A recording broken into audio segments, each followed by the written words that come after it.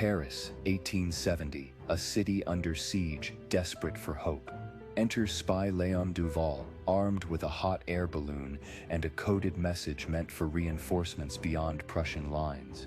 But when his balloon crashes behind enemy territory, all seems lost until a single homing pigeon becomes his only ally.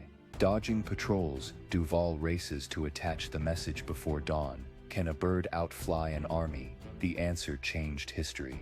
As Prussian soldiers closed in, that pigeon soared, carrying Paris's plea across 200 miles of occupied land. Sometimes, the smallest heroes rewrite the biggest wars. So tell me, would you bet on a bird to save a nation?